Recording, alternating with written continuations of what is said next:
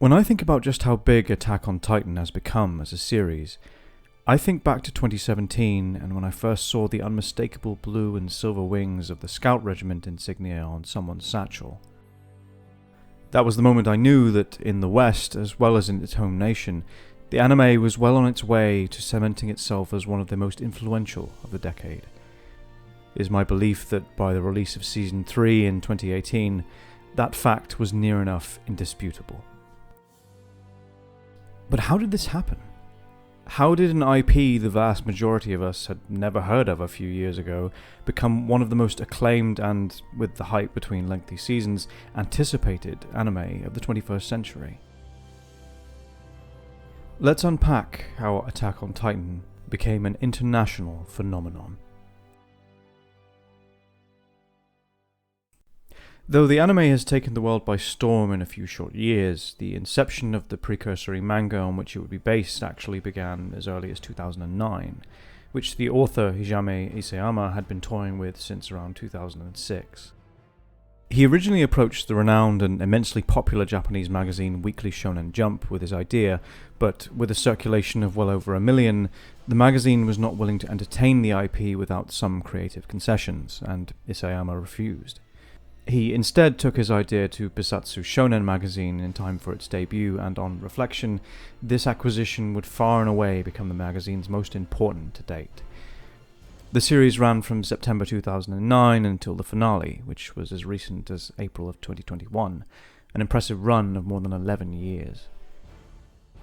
Only a few short years into the manga's production, however, it would become so successful for Bisatsu Shonen that the manga was commissioned into development as an anime, and first airing in April 2013, it was produced fewer than 4 years after the manga first released, which, when you consider the art direction, the score, the casting, the editing, and of course the stellar animation that makes the anime such a wonder to watch, it makes for an impressive feat for such a short launch window. Despite the development of the anime, which typically speaking manga magazines perceive primarily as the best kind of marketing for the source material, Attack on Titan was slated for only 1 season. Though the manga itself had been an unprecedented success, nothing would have prepared either Bisatsu Shonen or Wit Studio, which develops the anime, for the explosive popularity of the first season. Wit Studio was very much in the same vein as Bisatsu Shonen. It was no powerhouse, and certainly not one of the household names that anime fans were most familiar with. So unprepared were Wit Studio that in adapting a second season, it took them 4 years to bring it to bear, equally as long as it took to adapt the source material in the first place. That is how much of a surprise hit the show was, even to its creators.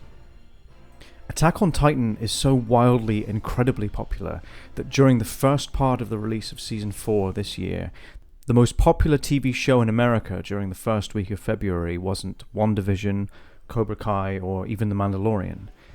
It was Attack on Titan. That is how anticipated the final season has been. Now, consider how impressive that accolade is in relation to other anime. It's actually almost staggering. Dragon Ball, One Piece, Naruto, some of the biggest names in anime, as well as being the biggest in the shonen genre specifically, they have been around for a long time, each well over 2 decades, which is an age compared to Attack on Titan's run. But each has existed in an environment where anime in the West was considered niche.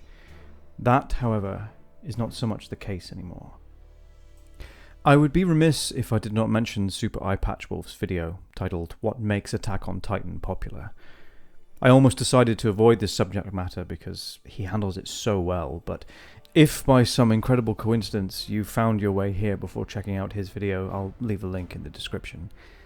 To skirt just one element of his video, I agree that the success of Attack on Titan is almost certainly rooted in its appealing premise. Humanity is isolated, enclosed, and, as we learn in watching the show, in the dark about the source of the horrifying fear they deal with on a daily basis.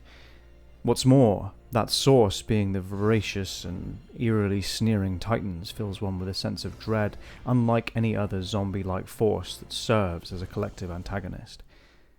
To throw my own hat into the same ring, however, I would say that part of the show's success also comes down to the J.J. Abrams-style mystery box. with so much of the backstory of this world we don't know and the faith we have that all will be revealed in good time. With each season, the showrunners successfully reveal more of the mystery behind the origin of the titular Titans, and I think that's part of what keeps people coming back. I've not heard anyone make this comparison, but it really feels a lot like ABC's Lost, of all things, where there is a central mystery around which the narrative thread revolves, and like Lost, it makes for compelling watching that demands you come back before you get answers to questions that are not only fundamental to the plot, but fundamental to the understanding of the universe in which it is set. Almost 12 years now since the series was first penned and published as a manga, it really does feel as though the show was a surefire hit. In the fullness of all we know now, no one is really surprised that Attack on Titan's cross-cultural premise has made it so successful. But 11 years ago, no one really had any faith in it. In a landscape where just about every hit was onboarded by Weekly Shonen Jump, and then, if successful as a manga, picked up by a tried-and-true anime studio, there was every historical reason to believe that Attack on Titan would be just another manga that wasn't particularly well drawn and which would one day be committed to the annals of forgotten stories. But we're past that point now. It isn't a manga anymore. It's a renowned franchise. What the anime's success proves is that really resonant stories find their way, like that famous Jeff Goldblum scene from Jurassic Park. No, not that one. You're implying that a group composed entirely of female animals will breed? No, I'm simply saying that life finds a way. That's the one. When an idea strikes a chord, even if that chord is only quietly played, people have a way of hearing it, telling their friends, and by word of mouth making something small but of notable merit into the leading IP of an industry. Attack on Titan became the most watched show in America a few months back because in an age where the internet has long established itself as the dominant form of communication, word of mouth was able to take a story from a magazine with a circulation literally less than a tenth of Weekly Shonen Jump and make it an international sensation in a matter of a few short years. In my mind, the key point here is that this never would have been possible without the internet. With Japanese culture becoming increasingly available to those of us in the West, and cross-communication in the world greater than it ever was in the days of Akira or Dragon Ball or any other early popular anime, new ideas like Attack on Titan have the chance to be culturally significant not only in the island from which they came, but the world over. Production of the fourth and final season has been a challenge for the show's creators. With the escalating scale of the series, a gamble was made that some fans took umbrage with, switching studios from Wit Studio to MAPPA, of which the latter has more experience and more of a long-standing reputation. Considering that Wit had handled the anime since inception, fans did not want to see a good thing risked by change, and many studios refused to offer to finish the series.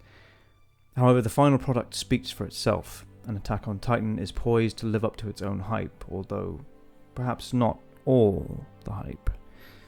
One journalist in my research for this video referred to the anime as a renaissance of worldwide anime popularity. I personally think that might be an overzealous reach, but if asked, could we be on the cusp of one? I would say we could be. Attack on Titan is certainly the first anime to truly break its way into the mainstream, but whether it actually ushers in an anime revolution, that remains to be seen. Well, for all three of you that have made it this far, thank you so much for watching. I really enjoyed making this one, and I'm actually really taking to doing these postscript epilogues, these sort of off-the-cuff final thoughts.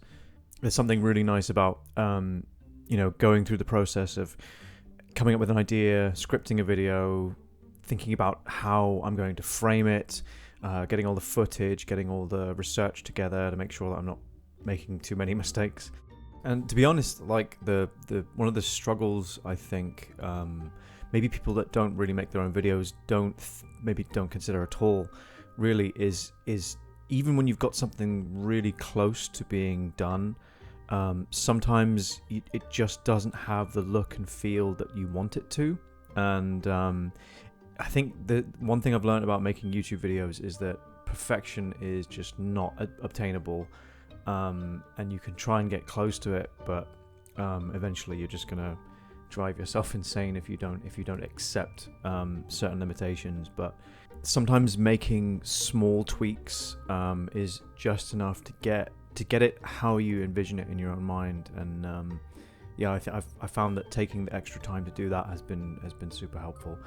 Also, again, I know I mentioned this in pretty much every one of my videos now, but thank you so much for the comments. I really love it when people leave comments, even if they're negative, as long as it's sort of framed in a constructive way. Then I mean, you're only helping me to improve. So all comments are welcome. If you did enjoy the video, please do give it a like. That really helps the algorithm. Also, just comment, subscribe, all that good stuff. I have an idea for my next video, and I've just started scripting it, like maybe the first paragraph, but that's going to be on the horizon, hopefully in the next month or so. So we'll see.